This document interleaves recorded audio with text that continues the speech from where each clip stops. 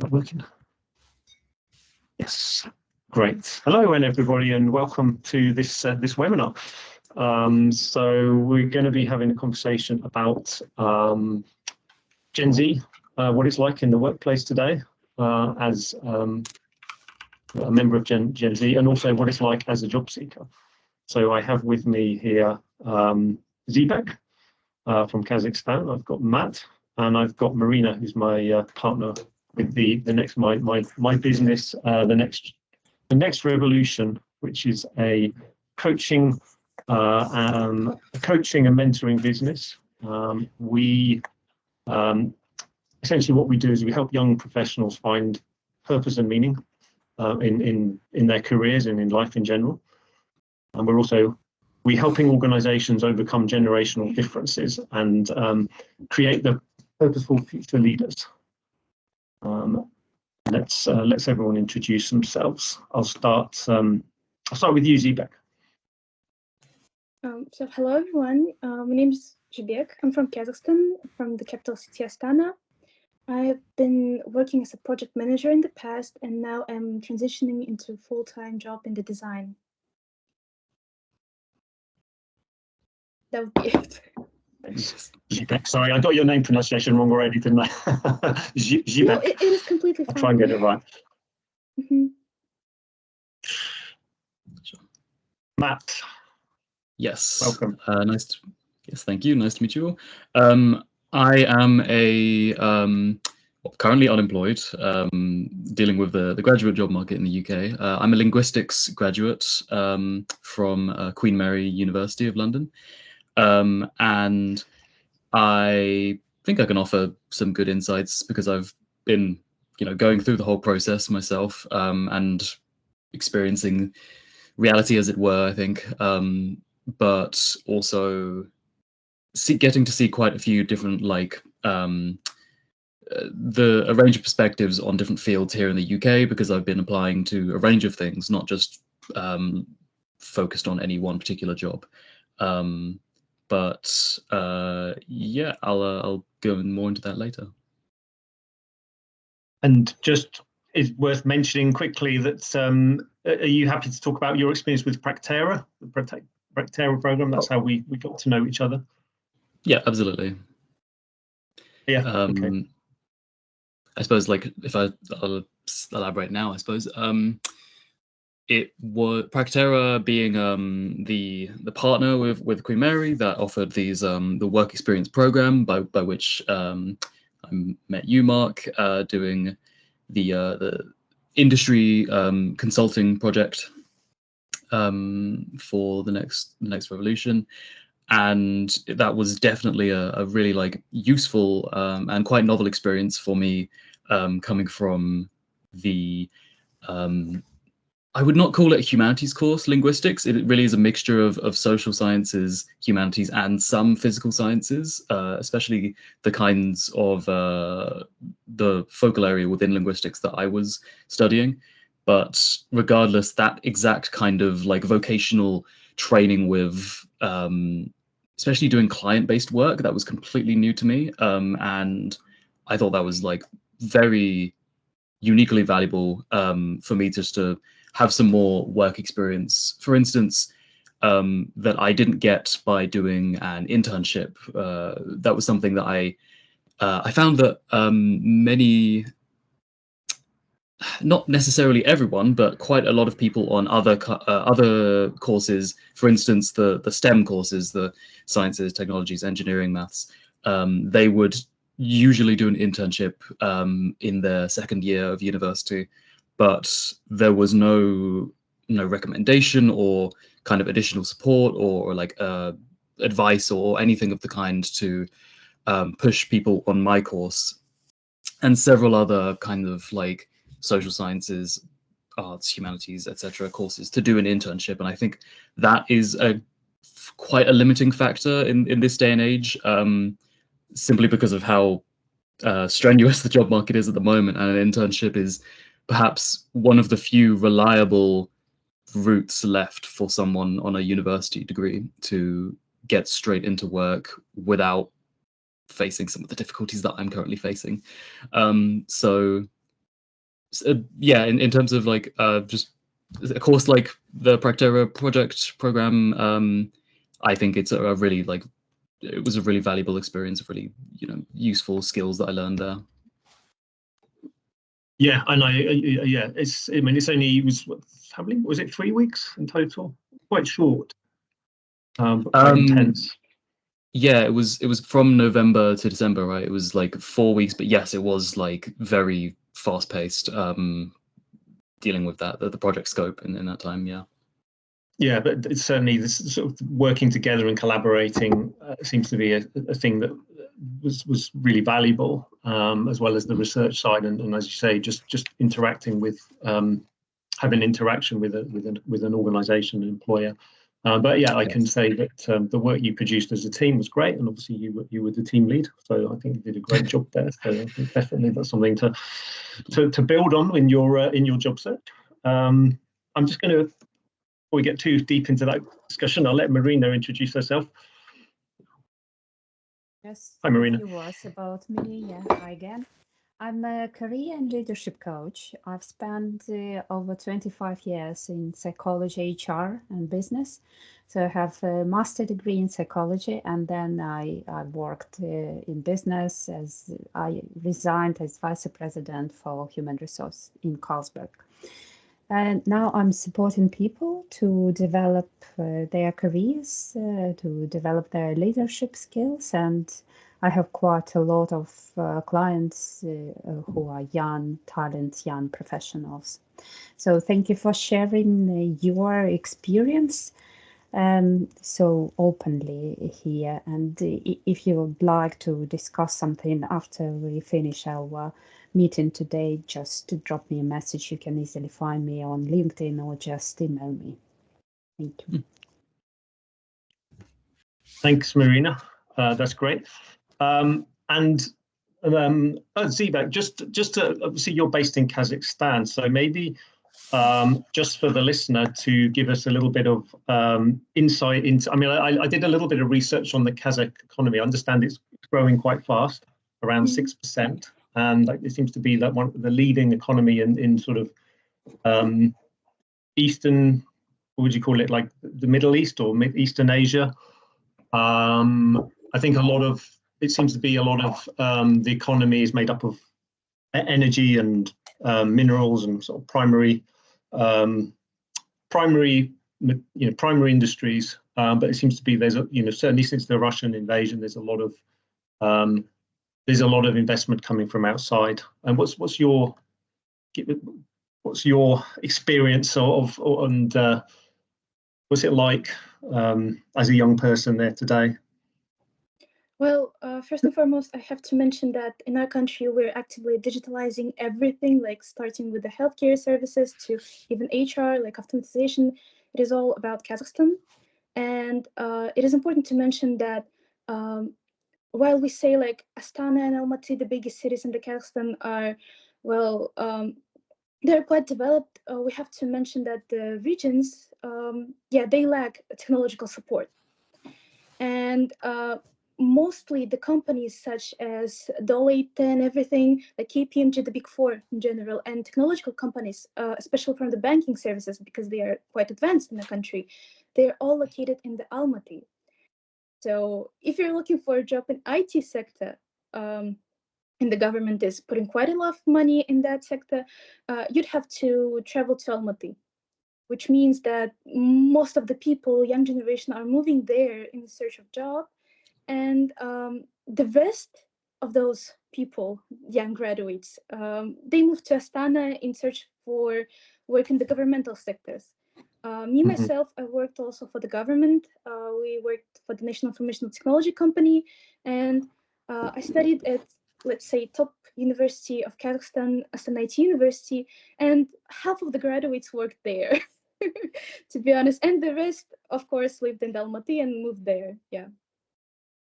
So, and if we will mention job market, well, many people are struggling with it. Obviously, right now, the diploma we get is just like a piece of paper. It does not secure you a job position anywhere. You have to do internships, obviously.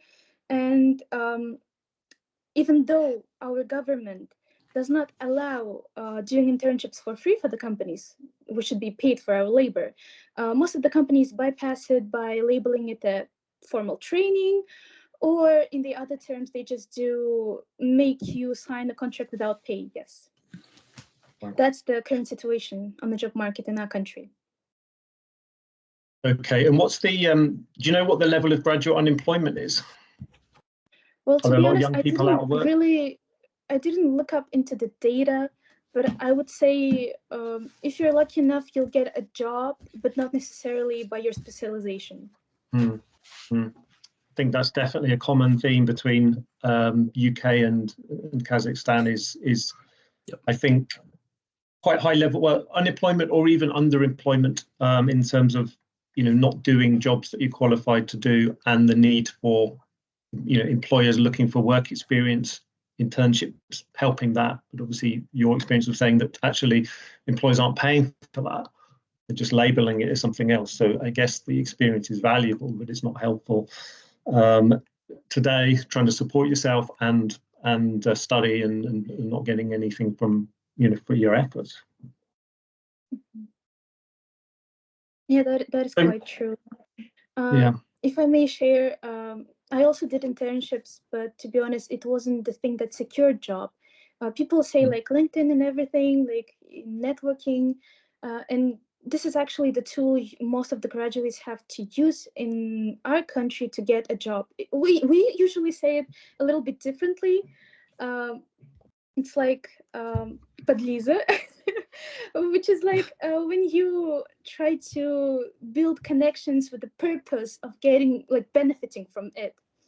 I know that the word is quite rude in my language. Personally, I wouldn't use it, but this is what our generation generally says about people who use connections to get a job. Yeah.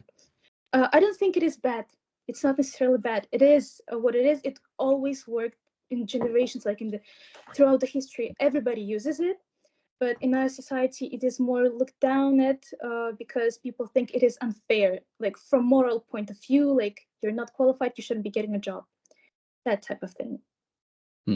Sounds very much just like nepotism, effectively here in the in the UK, right? It's who you know, not your the meritocracy of the value of your skills. I might tack on like like obviously LinkedIn is massive, and that kind of digital networking space is like very relevant in this day and age. I do find it's especially difficult for someone like me to try to if I'm to say that, like, speaking generously, I suppose about myself, that I did very well at university, but something like using LinkedIn frequently is not something that I personally agree with, or perhaps the corporate culture to be found on websites like LinkedIn is something that I very much want to avoid as much as possible, but that does impose a pretty severe disadvantage on me in terms of this like ability to network. Not that I don't have like other opportunities, I think, in terms of just, you know, everyone usually knows someone, or perhaps even through university, like the connections that you make there. Like I'm still thinking about how I might be able to utilize that to hopefully find a job for myself sometime soon. But yeah, I don't particularly like. I mean, I don't think most people are fond of nepotism in general around most of the developed world, because of how people feel like they're shunned from jobs that they otherwise should have earned because someone who was related to someone at the workplace got in by virtue of nepotism. But yeah, even the networking side of things, I think is quite it's a struggle for someone who is not willing to go to those lengths, I suppose, like you said, to kind of like intentionally network to get a job, like to really push yourself out there, like cold calling people and really, you know, sucking up a bit to the corporate style in order to make it happen. Yeah. Do you think it's a social mobility question? Do you think that is, you know, people who maybe their children, they know CEO of, or you know, the parents know a CEO in a company, so there's it's a bit of a social mobility thing, isn't it? It's a bit of a sort of golden ladder into something, which is not helping with social mobility, right? Yeah, just as Zhibek said, that's a problem that has always existed, right? That's nothing new. But I suppose I'm not too like fond of the new age of networking and sort of digital marketing of your own brand like that. Something that's not necessarily, even for someone who does like technology, who is very digitally minded, interfaces with it plenty like me, that style, that culture is not something that I personally agree with. And, you know, it's difficult in this day and age for that reason. Yeah, and it is a bit of a monopoly, isn't it, in terms of absolutely that platform for those job seeking and just connecting with people, you know, in a corporate landscape. It does seem to be that LinkedIn has got a bit of a monopoly on it at the moment, and people go there sort of by default. I think there is perhaps a shift with your generation in terms of making it a bit less sort of stuffy and corporate and being a bit more authentic, a bit more vulnerable even on the platform, a bit more human even, I would say. It does seem to be that trend. I don't know if you've noticed that. You know, a bit more like other forms of social media, perhaps. It's I don't use the website. I prefer not to use the website as much as possible, but I would agree that that is a trend of my generation, and even like for myself, I really strongly value sincerity, like earnestness. I'm not currently employed, but I would want to work at a workplace that shares those values. You know, avoids the. I think it's similar to the notion of corporate loyalty as a dying or perhaps already dead concept, that you do not get rewarded or valued for your loyalty for staying at a single employer for most of your life. The new progress and the new path of career advancement is job hopping. It is to simply look for the next employer who's willing to offer you the best, what is best, because you know that you're not going to be, sort of compensated for staying with one for a very long time in this day and age. And I think that kind of reflects the new perspectives of like viewing work as a very honest exchange. Like, I am giving you my labor, my efforts, and I want you to be very like clear and communicate with me, not as though the classic our company is a family, right? That was I think a rhetoric that completely dominated jobs in the past few decades. But nowadays, I think Gen Z are very disillusioned and disenchanted with that style of corporate culture, and they want something that really just acknowledges them as an individual. Tries to keep it more human. Yeah, and I don't think that an employer these days can necessarily offer that, because, I mean, first of all, there's so much disruption. The average lifespan of a company is probably, I think, about a third of what it was 50 years ago. So that kind of job for life it doesn't really exist anymore, in all honesty. And I think, as you say, it's a two-way street. Interestingly, I was reading some research today that says that actually 40% of Gen Z would be happy to stay with one employer for their entire career if the work was attractive enough. But I think that's maybe where this is falling short. On the other side is that the job hopping thing is a way of acquiring skills and finding that really attractive employer. And this is quite interesting, Zhibek, because I know you've had an experience. You've worked for. Thank you for sharing the survey with me. So it was quite interesting what you say about your current employer. where it sounds like you treated fairly well. There's a lot of flexibility, which I think is a thing which comes over as something really, really important for your generation. But you had a different experience with your previous employer. Well, my first employer, so I graduated freshly and went straight to the job market. I was lucky enough to secure a job in the governmental sector. Like the company I worked for, they provided telecommunicational services to the government, like intranet services. And obviously, the ministry and this company, their work is intertwined. They have a long history. Those are two dinosaurs that basically built the Kazakhstan, let's say. And I'd say that they were stuck in old ways of managing things. They honestly, in my department, there was only me and another young boy, and everybody else were like over 40 to 50 to 60. And they were like family people and everything, but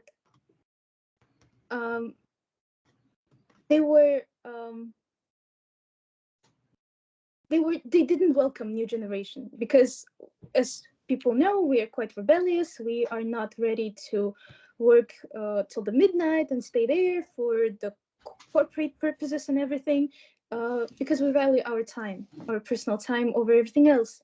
And my next employer, they also worked closely with the government because they relied on their support regarding the huge events such as Digital Bridge, for example. Maybe you've heard of it, maybe you didn't, but it's quite a big deal here in the Kazakhstan.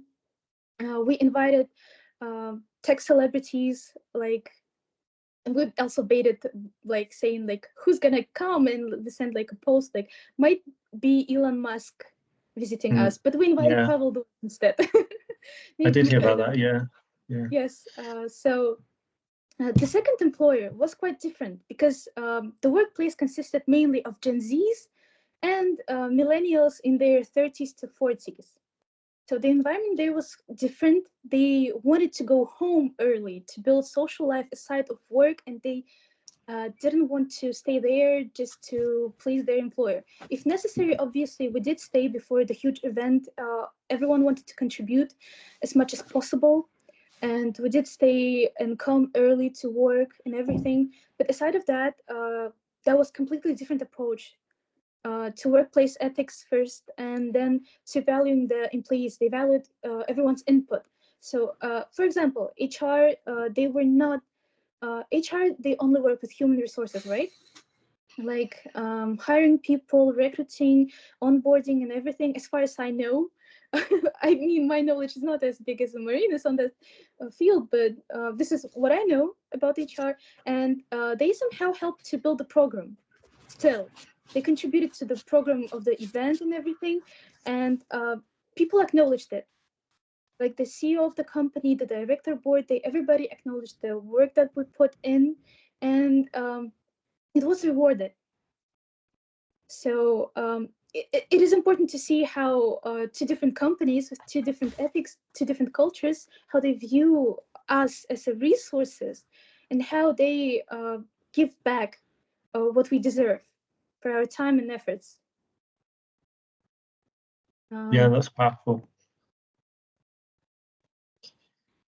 Great thing. Sounds quite ideal, I would say. I'm just a little bit awkward in the social interaction, so I sometimes just go quietly because of that. Yeah, no, it's really interesting, and I'm reading what you said in, because you both completed an online survey for me, and I'm grateful for that. It's given me some things we can discuss as well. And this is quite interesting. I'd like to sort of touch on both of your answers actually. I asked the question, what are your sources of optimism? So Zhibek, this is really interesting what you say. Pure, if you don't mind me reading out what you said, pure survival mode, brain refuses to acknowledge any trauma. Oh, no, there's no depression in Ba Sing Se. So Ba Sing Se being the, for those who don't know, Ba Sing Se is from Avatar, isn't it? The Last Airbender. It is. I love this. Oh my gosh.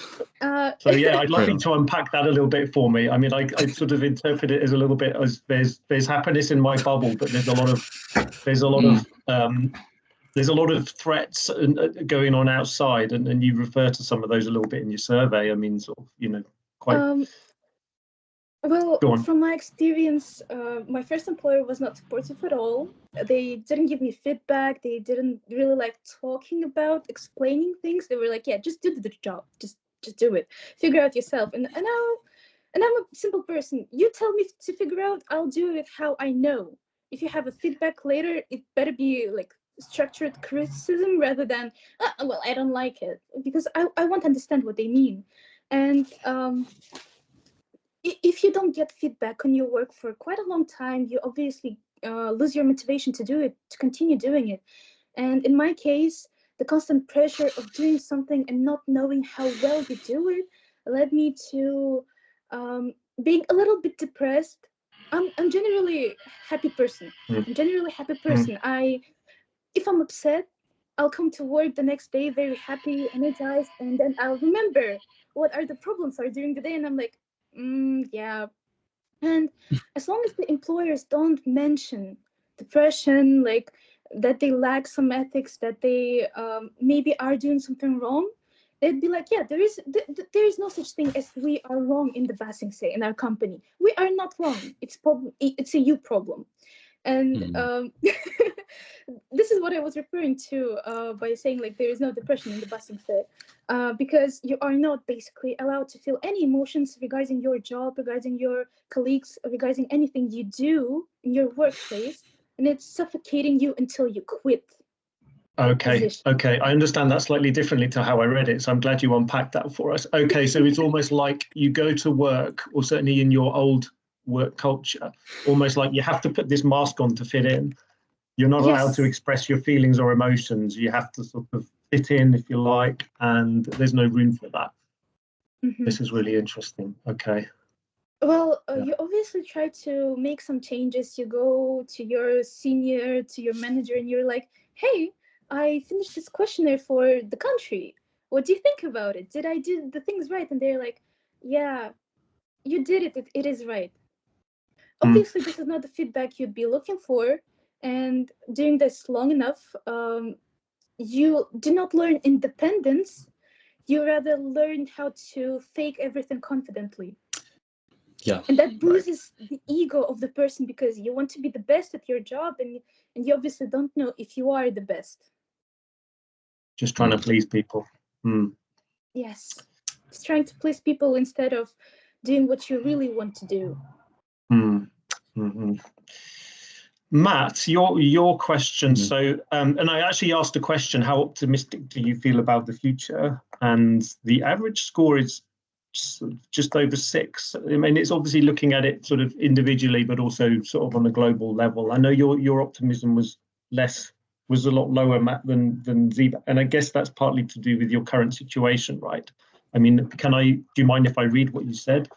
No, sure. You said, I've got confidence in my abilities. I'm grateful for the advantages and or security I currently have. There's some good developments in today's world of work, such as progress of renewable energy. But then you go on to say, I think the UK is failing, degrading socio-politically. The job market, especially for graduates, is the worst perhaps in a decade, and booming generative AI is also predominantly negative influence on society and further ruining the job market.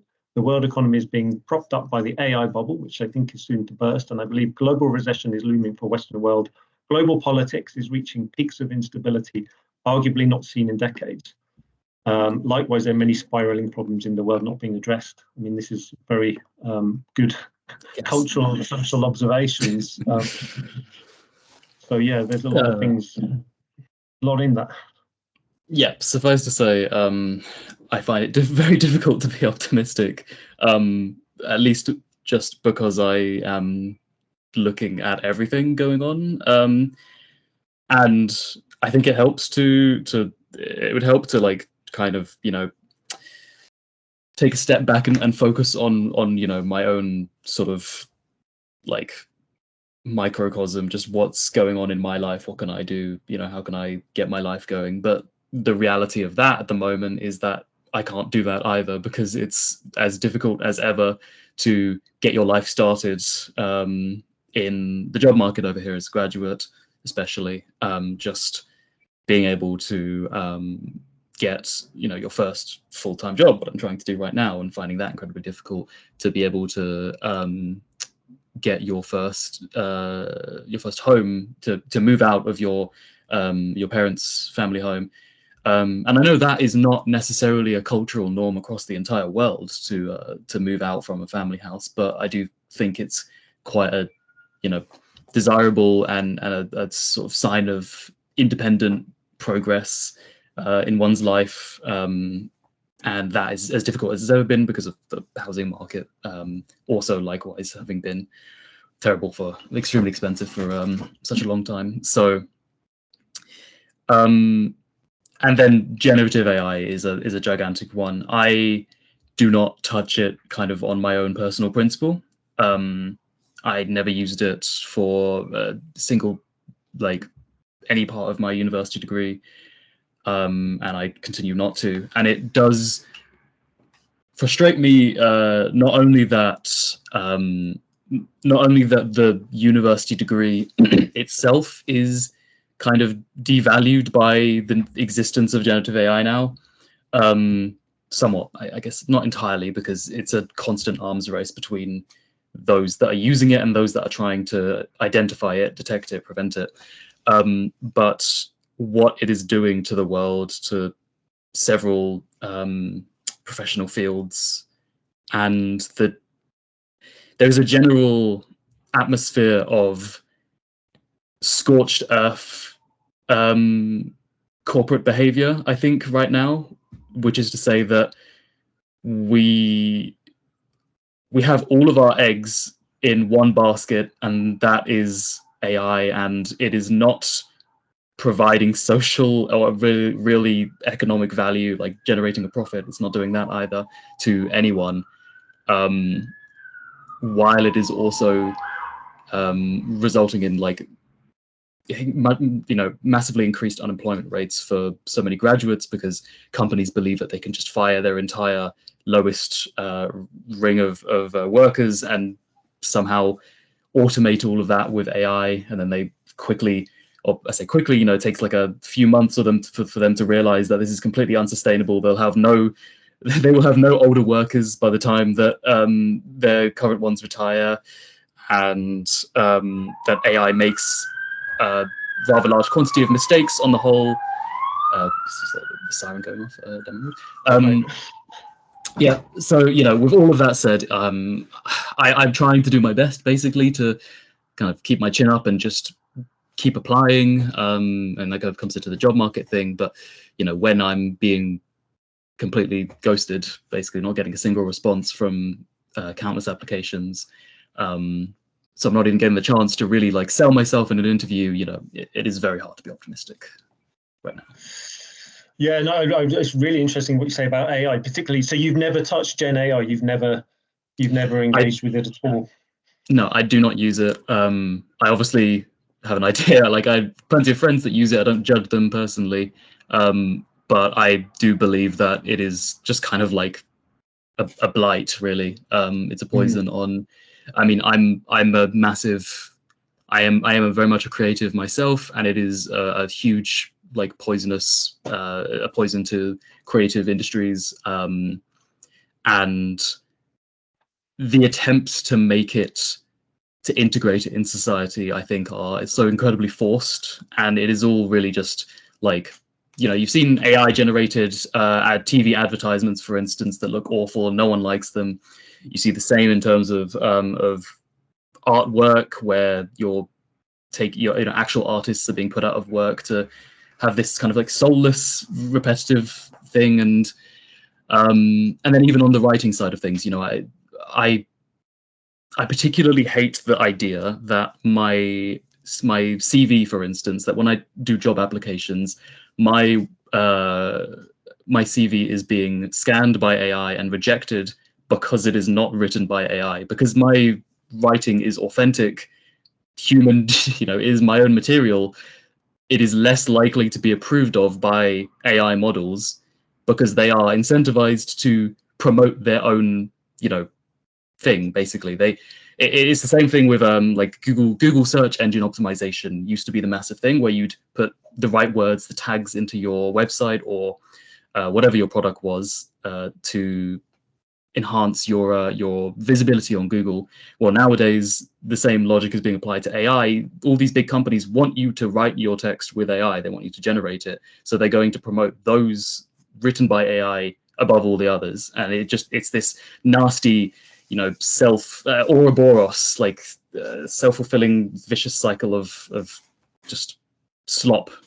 Yeah, absolutely. Yeah, no, I mean, we could go down a massive rabbit hole with this, but it's a really interesting topic. I mean, I think one thing, yeah, it's a really valuable point you make about, employers, yes, firing or even not hiring.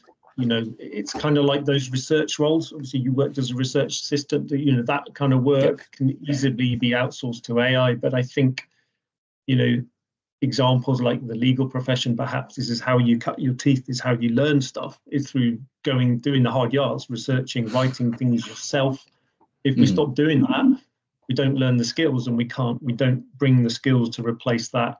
Those people who will obviously be eventually leaving the workforce. So it's really valuable. And actually, I think it was on an interview with Jonathan Haidt, actually, the famous sort of the author of The Anxious Generation. He actually commented that this is the first time in the last decade that our IQ has gone down. The average IQ of the population has gone down. And obviously you can see why, if we're outsourcing all the thinking and all the effort to an AI, and that trend will only get worse. So this is really stark. Maryna, I know you have a husband who works in AI, and obviously your experiences with as a leader in HR. I'd love to hear your take on this. First of all, thank you for sharing. I've made some notes, and they're very valuable. So I could definitely say that there are similarities between countries. For example, if something needs supporting from the government, so where resources go, it's easier to be there to build a career.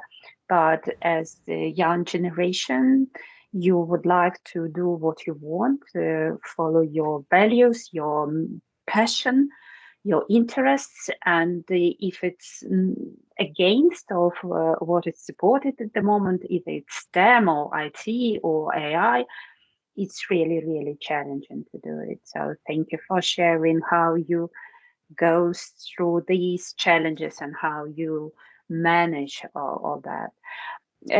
I mean, being on an employer side and working for ages there, I also understand that, like, I don't know, 7 years ago, for one vacancy, you could receive 1,000 applications. And that's why employers, they have to do something and to somehow just minimize their human involvement in looking through applications. But it's really more difficulties for those who are on the other side, who are trying to get a job. And that's why I'm glad I'm now on your side. So I'm supporting people to build their careers, to overcome these difficulties. And I definitely support, understand, empathize what you are going through. So just of course, if you're going through such challenges, where do you get sources of energy? How do you to cope with all that? So if you could share. Coping mechanisms.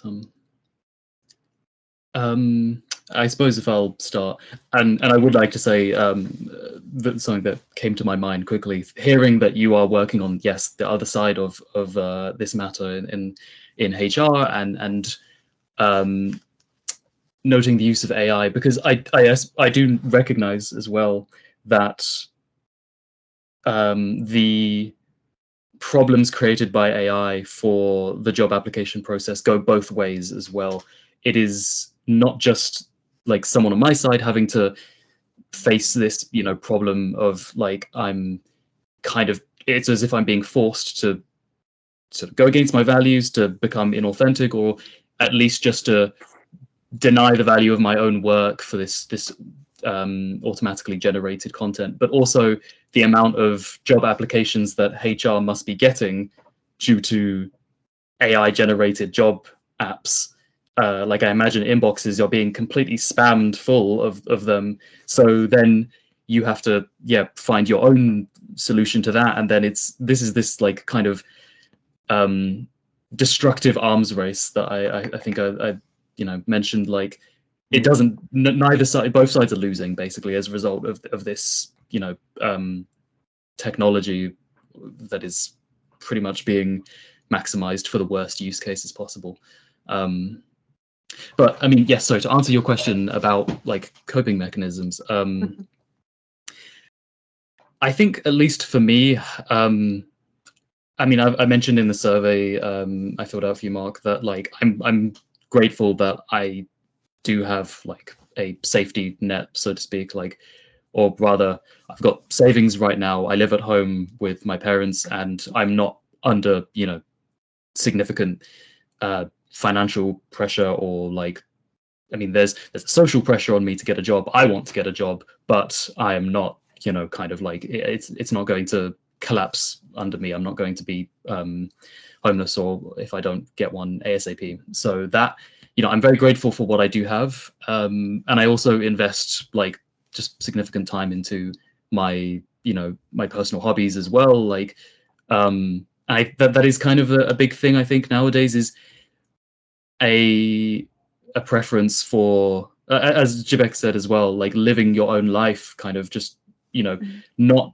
making your whole life about your career, about work, but rather you can have a sense of purpose in your career, and you can also have a feeling of personal fulfillment and identity in what you do outside of your career. That you can really engage your mind in your hobbies, that you can pursue something that is maybe like it could be anything from like sports, like something competitive, or maybe just something that is personally creative. And that definitely helps me having both the gratitude for what I do have, and also the time when my time is not spent just applying to more jobs, then I'm just kind of enjoying my own interests, and that keeps me sane and satisfied and happy. So that's the balance for me. Yeah, it's great. Thank you very much. So you have people you can rely on, and you have some financial support, which is also quite good in such situations, and your hobbies. If you don't mind, what's your favorite hobby? My favorite, I am definitely a big fan of like computer games, video games. But I also love reading.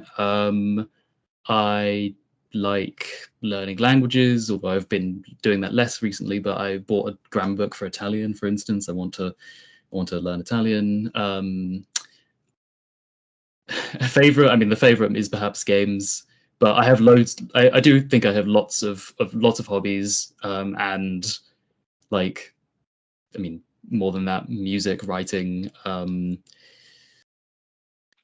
There are like seeing my friends, watching. There's quite a few, I suppose. Yeah, I feel like I have enough of like enough things to keep me quite distracted and entertained with myself when not looking on professional work things. Yeah, thank you for sharing. So they are so different, your hobbies. So you can connect people in the virtual world by gaming, and you also can connect people by different languages, which I really value, because train your mind to learn more languages. This is amazing.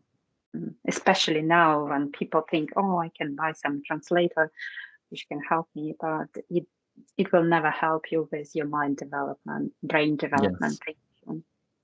Absolutely. Zhibek, what about you? Where are your sources of energy? Well, as I said, I'm just optimistic person on my own. It happens so that sleep is my source of energy, like for everyone, but for me it's like reboot. When I go to bed, for example, I'm upset. When I wake up, I find like the strength to move forward because I know that this day will be different. And I guess it is just the mindset. I know that the stress of the yesterday is, yes, happened. It's in the past. I don't have to go through this again and again and again. And I know that my future goals, well, independence and personal freedom, they're close. I can do it. I'm not gonna stop somewhere half the way through it. I just have to push a little bit more, and obviously rely on my close ones, my friends, my family. I have a cat. He's here during the interview.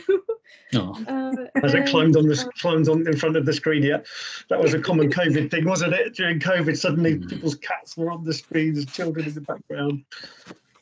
I'm not sure if you heard him, but he was sitting by my side and like giving me cues that he's quite hungry. Okay, we'll let you get to feed him soon. And I think that what this generation lacks is confidence in the future. I'm quite confident that my future will be bright and good, and that I'll be achieving my dreams. I was able to get few of them already fulfilled. Anyways, This is absurd. I know that this is just a moment. We've been all here. Like, I'm sure that everybody struggles through this employment, building family, building connections, and it is just a phase. We grow out of it. We struggle again. We go forward, and this is just iterative process. Yeah, this is just for me how it is. Yeah, thank you. Thank you for sharing that. It looks like you are facing future more, and every morning you just think about what is next, what is happening today, and it helps you to be optimistic. And also your cat, thank you for a reminder, because I just remembered that my cat is in the locked because he decided to have a treat there. So thank you. I will open him later.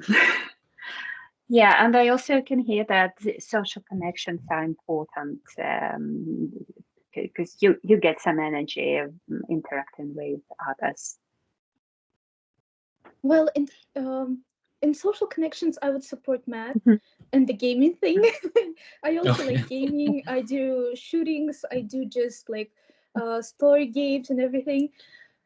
And I use this opportunity to talk to people. It happens so that I'm quite talkative, and I play Valorant. I don't know if you're aware of that game or not, Matt. I know. But I don't play it, but I know. Yes. You can meet hundreds of people there. Like, it's not only Gen Z, older people as well. And you talk to them. You have voice chat, text chat, and sometimes you meet mean people. Sometimes you meet nice people. I made new friends from different countries from there, varying in age and everything. And it makes magic when you talk to people with different experiences, with different backgrounds, because no matter what kind of problems you have, you know that if you share, everyone will come up with their own perspective on it, and they might be more positive about certain things. Right now, I'm also looking for a new job, for a better mentorship, and I'm applying to master's degree to multiple universities, and I'm stressed all the time.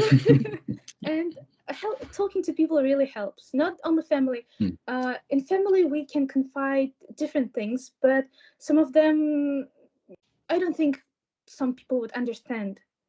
And at that time, your friends, they can be quite helpful. Yeah, Absolutely. thank you. Thank you for sharing. Thank you. Over to you, Mark. Do we have, like, well, I think we're coming to an end. One final question I'd like to ask you, which I think is, we cover quite a lot and it's been really a really fascinating conversation. I'm just interested to hear your view on leadership, perhaps all of you actually. What do you think makes a good leader today, and what are you looking for, you know, specifically for Matt and Zhibek? What are you looking for as a leader in your next employer? What do you think would make a great leader for yourself? Don't mind who goes first. Well, I suppose I'll take the mental. I think there would be, like, I think a very like useful, inspiring thing in leaders, in a modern leader, would perhaps be to kind of a return to roots, so to speak, in that you would hope. I'm trying to imagine, like, you know, someone who leads like a large group, especially if they do that by virtue of like charisma. You would expect them to kind of have an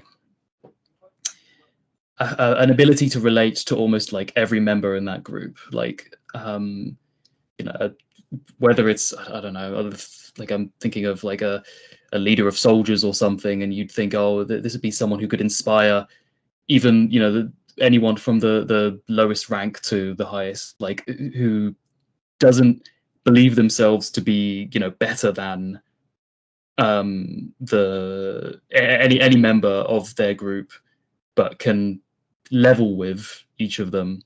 And the reason I suppose I say that is because we're like entering a day and age where like the like economic and kind of social inequality has never been higher, and you really feel that kind of disconnect between like a board of executives that you never see, and that earns 100 to 1,000 times your salary or something. You know, what you really want is a leader that just kind of feels like another person that actually you can talk to, that you can relate to, that understands you at some level, maybe not entirely, but, you know, they feel like another person like yourself, ultimately, just someone with maybe a good kind of a set of skills or experience or qualifications, or maybe they're a charismatic kind of leader, someone who fits the role by, you know, by like merit, but also integration, like they really do fit your company, like your group, rather than just being some nebulous, you know, some nebulous figure that is just a complete millionaire or whatever, and you'll never get to talk to them in your day in your life. So that's, I think, how what I would say is the most important for a modern leader. So it's culture. So the two words that sort of resonate, perhaps not words you use, but two words that sort of come out there. The culture is really understanding and building a culture that's inclusive, and yeah, not someone who's on a pedestal and is disconnected from every person in the organization, whatever it is. And I think trust is maybe another one, is building that trust with individuals. Would that be fair? Maybe relatability as well. I think I probably pull that out as another keyword. Yeah, the real feeling that you actually do kind of exist on the same kind of like space as this person. Yeah, I quite agree that like responsibilities and technical side alone is just no longer enough for us. We expect clarity, human understanding. We expect guidance from those people, because we're here to work on something like mutual. We have similar goals, and we want to relate to those people. We want to know that, well, that they are ready for open dialogue, that we can openly like question things, admit mistakes. And for me, for example, the strong leader would be also like a mentor or supervisor that knows, like, invests in you, invests his time, knowledge, expertise, and he is someone who wants to help you to grow professionally in the future. Because many of our workplaces now are facing the fact that if you don't give the person a raise, they just leave. They get a better offer. So not many employers are actually ready to invest into their employees. especially if the company is small, they would rather like reserve the resources for the next employee rather than invest it in current one. So I'd say that we're looking for someone who's there to support our journey, our continuous learning. And I also admit, I'm sorry, Matt, I use AI a lot. It's okay. I don't judge other people. I'm trying not to, because obviously I noticed that lately I've been facing some cognitive issues, and I blame AI for it. And I'd say someone who is not guided by pure technology, but as a designer, I value human interactions. I value something human in everything, in the product, in the communications. And we're looking for someone who is not corporate greedy, but rather there for people. People usually say like a king is a leader who doesn't show emotions, and he usually has someone by his side who's like leading people, being emotionally there for them, like knows how to communicate. Well, in my case, I'd rather see 2 in 1, who's ready to be like both emotionally available and knowledgeable at the same time, like a teacher, mentor, and everything all at once. I'd say it is quite a lot to ask, but being fair, if you want a good employee, you should be ready to do some changes and try to be like build connection with that person. Thank you. And Maryna, what's your experience of, from what you've observed about leadership in organizations, and what you think is maybe the gap between great leadership and sort of what we see today, what you have seen? Yeah, first of all, thank you for sharing your view on the leader. And I noticed that for both of you, it's important that leader is ready to talk. And when you say about investment, this is not about paying for your courses or whatever, which is also good, but it's more about money, attention, care of your growth. And it reminded me one of questions which was part of the engagement survey, like my manager's door is always open. This is like when you can come anytime you want to talk, you need to talk, and your manager is there for you. For me, leadership is creating space for everyone, because I believe in the value of diversity, and everyone is different, even if you can't notice it from your first view, but everyone is different, needs, skills, some characteristics, they create you as a unique person. And for me, a good leader is a leader who creates space. Everyone can talk, everyone can share, feels trust, support, feels safeness to do what they want to do. And I always believe that leader wants to work with brilliant, talented people, and only this is the way how to create something bigger together. Thank you, Maryna. Thank you. I think that brings our discussion to a close. I'm conscious we've been on for an hour. There's been some gold in there. There's been some really, really good discussion. So thank you for sharing all of that. We talked about quite a range of topics, from the challenges of the job market, the importance of doing internships. We talked about work-life balance, which is really important for your generation. We talked about life outside of work, of course, and not defining your identity by your job, but obviously the things you do out in your wider life. We talked a lot about the confidence in the future, and some of the, particularly a slightly dystopian conversation around generative AI. Obviously, it has lots of value, but there's a lot of concerns about the destructive effect it's having on entry-level jobs, and the importance of building pipelines of future talent. And then obviously the last conversation about leadership, which was really interesting as well. So this has been a great conversation. Thank you. Hopefully we'll do it again. But yeah, thank you for coming on. I'm going to stop recording now. Thank you for hosting. Thank you very much.